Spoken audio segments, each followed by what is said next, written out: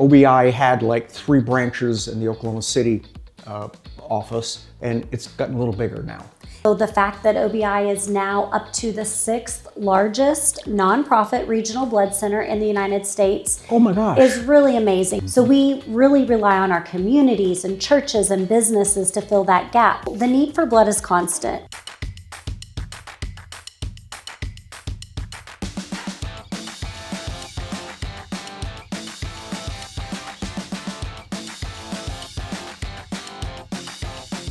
Well, today I have Jesse Dersham with OBI, and you're the executive director for Northwest Oklahoma. Yes. And we were sharing a little bit, I think it was like 35 years or so ago, OBI had like 3 branches in the Oklahoma City office, and it's gotten a little bigger now.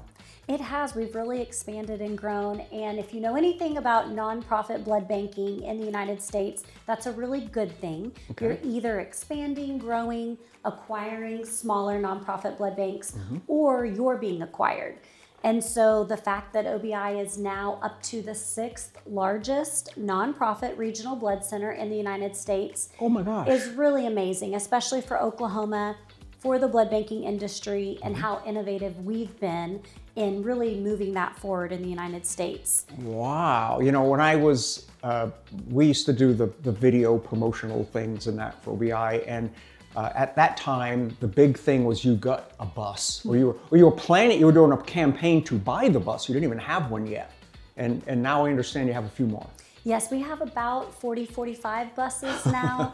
Some of them aren't working all the time because they're probably some of those older ones. Yep. Our last bus that we got a new one, so we have 3 blood mobiles or blood buses in Northwest Oklahoma. And when we just got our most recent one, we were able to donate our oldest bus to a blood center in El Paso, Texas, just to help with their blood banking and kind of being able to help expand what they can do. That's neat when you're that capable that you can hand off something like that to help others. It is. So we've grown now. So obviously Oklahoma Blood Institute will always be our roots. It was started in 1977, and our Enid location was the 3rd location after Oklahoma City Lawton, and then they started a location in Enid. Due to doctors in Enid and Northwest Oklahoma who cared about their patients, they didn't want to have to go to Oklahoma City every time they needed a unit of blood for a surgery. So we're really proud that they were able to make that happen.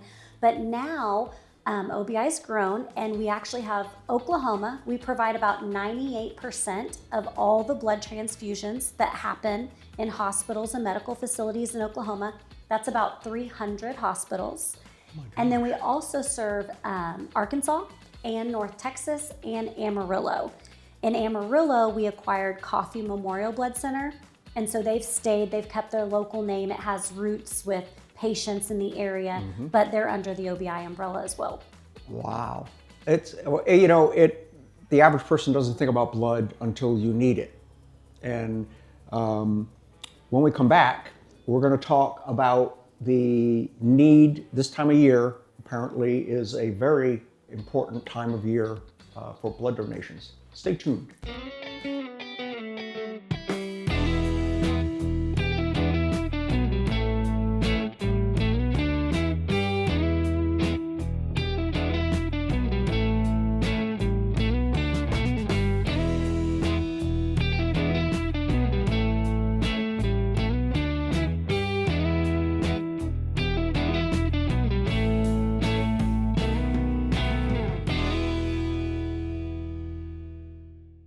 And we're back.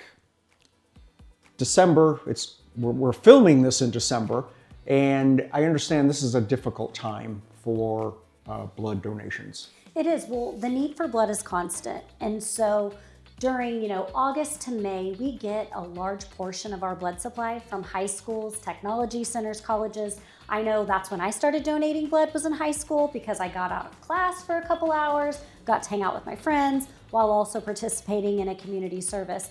And so when they take a break, we lose that portion of our blood supply, but the need doesn't stop. So we really rely on our communities and churches and businesses to fill that gap. However, a lot of people, they take PTO around the holidays, or some businesses even close down because they know their production's going to be lower. So all those things play into this part where we just don't have enough coming in, even though that need is remaining constant. Now, when there's high travel days, we might have more car accidents. Well, and that's what I was you know. going to say. With so many people in motion, Thanksgiving, holiday, New Year's, that probably even makes it worse. Or, they've met their out of pocket on their insurance, so they're going to get that knee surgery that they had put off all year long. And a lot of people don't realize maybe you didn't use blood during your surgery, but before they can even schedule your surgery or start that surgery, they have to have your blood type, your red blood cells in the OR waiting during that surgery. Oh, really? So, if somebody has a heart surgery, they didn't use any blood during it, we still had to have 4 units of blood available for that patient on reserve, on hold. So they're still taking blood out of the blood supply, even if they don't receive that blood. And one thing I want to mention is the biggest challenge right now in nonprofit blood banking in the United States is the competition with for-profit plasma centers. So a nonprofit blood center, how we operate is we partner with people who want to voluntarily donate of themselves. That's the only type of blood that can go directly from you, the blood donor, to me, the patient in the hospital. If it's voluntarily donated, cannot be paid for, to go as a blood transfusion, no. Okay. And so when people get paid to sell their blood, it can go into a pharmaceutical or a cosmetic or another drug. So it's not a transfusion product. It's not a transfusible product. It has to go into a medication and then be put back to the patient. So it does help patients in hospitals in a roundabout way, but not those units of blood in a surgery. Okay, because that was going to be my question. I know there's a lot of those out there, and I didn't know if that's like competition, but it's not at all, really. It's competition for just the available pool of blood donors. I got you. And It takes those people out of your pool. Yes. Okay. And so it takes it out from, when a newborn baby, they cut the cord and they're not producing red blood cells on their own, they can only receive it from that volunteer blood donor who gave their red blood cells. It takes that away.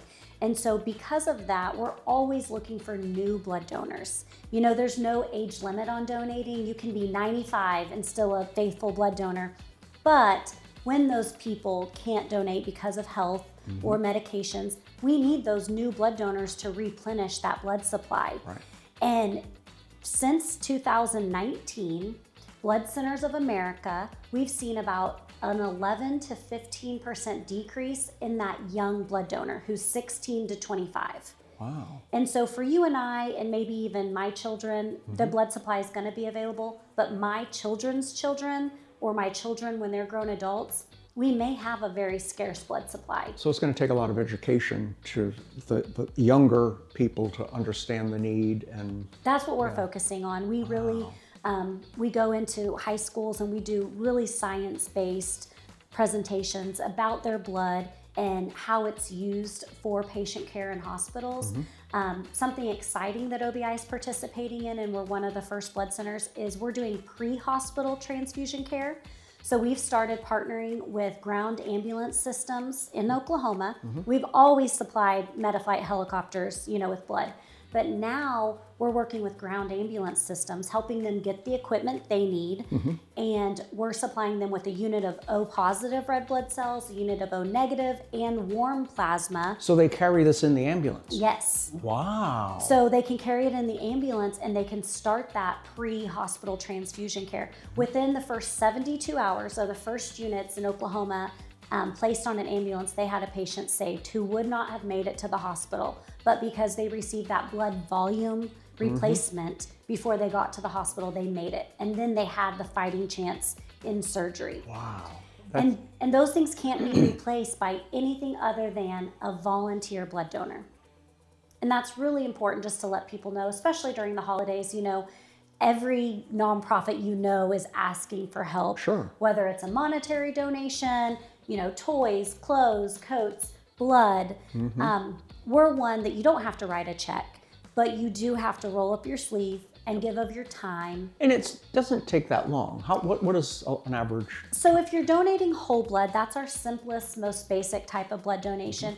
It's only going to take you about an hour start to finish. So you fill out a health history questionnaire, we do a mini physical, and then the donation period is only 5 to 8 minutes.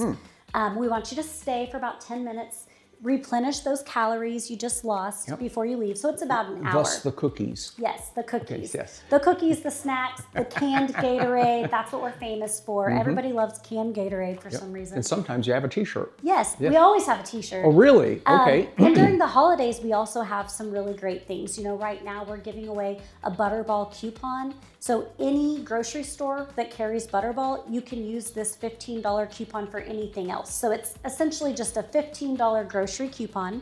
Wow. Plus the t-shirt. So we want to help our donors, but legally we can't pay them for their blood. Sure. Because we want it to go directly from them, directly to that patient in their surgery, you know, in their trauma care, to that newborn baby. And so we follow those FDA guidelines. And what's the life cycle of blood? If I donated blood, how long is it? What's the shelf life? Yep, so if you donate red blood cells, they're good for 49 days, and you're eligible to donate again at 56 days. So there's always that week gap where you're not eligible to donate and your blood has either been used or expired. So that's that gap that we have to replenish with those new donors. So we also take other donations. We take plasma. And plasma can be frozen, so it's good for up to a year. And then we take platelets in our center. So our center in Enid or any donor center, that's where you can donate platelets. And platelets is the product that goes directly to cancer patients. Oh, well, that was going to be my next question is what is that for? So Platelets are your clotting factor. So if you go get a chemo treatment, that's going to kill off those bad cancer cells, but it also kills off your platelets. Yep. That's the fragment part of your blood that basically stops you from bleeding. It clots your blood, it heals cuts. And so when somebody's low on their platelets, they can't stop bleeding or hemorrhaging and they need more blood transfusions. Right. So we give them platelets instead of just keep refilling their red blood cells. The platelets can help their own body stop the bleeding. And those take a little longer. They take about 2 to 2.5 hours, and they're only done in our donor center because the machine that we collect them on is very fragile. Platelets also have to be agitated the whole time after donation so they don't start clotting. So they're a really specialized product, but a lot of people, you know, my mom used platelets during her cancer treatment. And so if you know somebody that's been impacted and the scarcity of platelets, you know, at children's hospitals, sometimes there's a line of kids who are waiting to get their platelet transfusion before they can go to chemo. And so all of those things happen behind the scenes that people don't realize. That 1 hour, that 2-3 hours of their time, it's literally providing a Christmas for a child. So are platelets, I don't know the right term, are they specific, like, you know, blood has multiple types? Is Yes. platelets the same? So we do label it. We obviously label it male, female, blood type, and RH factor, but more people can receive platelets. Okay. So It's not so specific. it's not as specific as red blood cells. Okay. Wow. And then I guess the other thing that I didn't realize, I'm coming to conclusions here, is that your centers are also a blood bank where, and that's why they're there, is that if a hospital needs blood quickly, they can, well, you know, St. Mary's in Enid is across the street. You Yes. know, they literally can run over there and get it. Yeah, so we actually have a blood product services department. So if you ever see a van going down the road with our OBI logo on it, that's our BPS. And they work 24 hours a day, 7 days a week, rotating blood to and from hospitals and to and from our lab. So in Oklahoma City is the only accredited lab in the state of Oklahoma. So all blood that's collected goes to that lab first. It gets manufactured into a drug that can be prescribed. And then it comes back to our center, and from there we distribute it to all of our hospitals. So the 16 counties that surround Enid, there's about 12 hospitals and 2 ground ambulance services and 2 Metaflight helicopter services. We supply all of them with their blood. We keep blood in the hospitals, and then we also keep anywhere, depending on our supply, how much we have, we keep 80 to 120 extra units in our center in Enid. Now, Right now, when we're down to a 1 to 2 day blood supply, I only have about 80 units. Wow. But when I have a 3 to 5 day supply, I can have up to 120. That's kind of scary when you think of... It really is, because people, if you think about it this way, if they announced on the news today that we only have a 1 day supply of gasoline in the state of Oklahoma, what would happen? Oh gosh, yeah, the world would end. There would be lines, right? Lines at the gas stations. Yep. However, we only have a 1 day blood supply right now, and there's not lines upon lines at blood drives. And it's a lot because maybe somebody hasn't been personally impacted, but thinking about it, that you can't even have that knee surgery unless we have blood on the shelf. You can't have, that shoulder surgery, or I wouldn't want to have a baby without knowing there was blood in the blood bank for myself after birth, or my child when they're born. And those things can't happen without the blood being present in the hospital. Wow, that's a lot to think about. It really is. So give blood. really grateful. Important. Yes. The number one reason that people don't donate blood is because they just simply haven't been asked. So I want to put the ask out. Everybody that's listening, give blood. Try it one time. If you're 16 or older, you do need to weigh, 125 pounds if you're 16, or 110 if you're 18 or older. If you meet the qualifications, give blood. Try it one time. Maybe it's for you, maybe it's not, but at least you can say, I tried. And that simple act of kindness, it's the most selfless, altruistic thing that somebody can do, literally giving a piece of their body for their neighbor. They may never meet them, they may never hear about it, but somebody's mom, somebody's child, they're getting an extra day because of your donation. So it's a really cool thing. It's not like giving up a lung or anything like that. It's a much smaller, simpler way to give life. Yeah. So. We do have a really cool program. It's called Thank the Donor. So attached to every unit of blood that's transfused or in a hospital that's provided by OBI is a green heart. And on it, it says thankthedonor.org, or it has a QR code. They can scan that, and the patient or the patient's family, they can take 1 minute and send a photo, a video, or a thank you message. And it goes directly to the person who gave that unit of blood that they're receiving. Wow. And so we have had hundreds, thousands of donors receive a thank you from the person who received their blood. And that's been really cool. awesome. That's what I don't know, with all the HIPAA things, if that was we remove, possible, we're kind of the curator. We remove any personal health information, but you can check them out, thankthedonor.org. They also have social media, and you get to read those. And I mean, it's the sweetest pictures. And, it's just saying, my baby was able to live and make it past the first few days of life because of your blood transfusion, or someone that has a chronic bleeding disorder and they receive blood weekly. Those are really cool, because it might be, my son got to go to his middle school dance because he got his weekly transfusion. And so we've been able to follow patients along the last few years, and their mom might take 5 minutes every time and send that thank you. That's pretty cool. That is really, really cool. What have I missed? So we have some blood drives coming up. Okay. If someone wants to donate, of course, we are out there everywhere. So just out of my office in Enid, we do about 140 mobile blood drives every month. So 140 opportunities in Northwest Oklahoma per month to give blood. Also, our donor center in Enid is open 7 days a week. So always an opportunity. So you can go to obi.org, type in your zip code, and find a blood drive near you. But we have one coming up in Okeen tomorrow. We have some coming up in Kingfisher and Watonga right around the holidays. And those blood drives are planned to be those holiday hero blood drives, because those are partners who've partnered with us since the 70s on blood drives, and they know the great need. So we are really appreciative. I would say Northwest Oklahoma, we have some of the best donors. The national average is about 3% of a population gives blood. 3%. Wow. In Northwest Oklahoma, our average is about 6.8%. Still could be better. It could be better, but we are double the national average. So I know we're doing something right. We're doing something great in Oklahoma. We're leading in our industry with developing new tests and being able to let populations donate blood that maybe couldn't donate blood in the past. So if you've ever been deferred for donating, please check back with us. Every 6 weeks, we get an update from the FDA. So maybe you traveled recently and last time you traveled there, they said you couldn't donate. You might be able to now. So we encourage people, check back often to see if you can donate. If you've never donated, give it a try one time. Eat and drink well, because you do lose calories and fluids when you donate.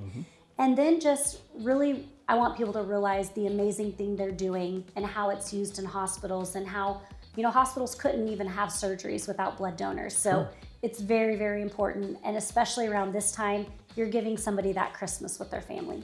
That's amazing. And watch the All About Network, all of the All About Network pages, you know, Hennessy, Kingfisher, Enid, Stillwater, all of them. And we always post, you know, when your events are coming. Yes. And of course, the sooner we can get that out, the better, so people can plan. And you know, I'm going to start looking at those differently and think, I guess I actually have an hour. I could go do that, and instead of driving by it and, oh yeah, there was a blood drive today. Yeah. So, well, we really appreciate the partnership and your help getting the word out. And yeah, just that one extra reminder, if somebody sees it and says, I can do that, that's something I can try. Bring a photo ID, eat and drink well. We do have snacks if you haven't eaten and drank well. So we will help you fulfill those calories that you need, and you'll get a t-shirt. But I like to think whenever I get to donate, you know, that's 3 people who I can at least say I helped give some extra time with their loved ones. well, very, very cool. Jesse, thank you so much for filling us in on Oklahoma Blood Institute. And if you haven't give it a try. I've done it. I got a cookie and a t-shirt. And watch the All About Network pages and learn when the next event will be. And stay tuned. Awesome. Thank you so much. You bet.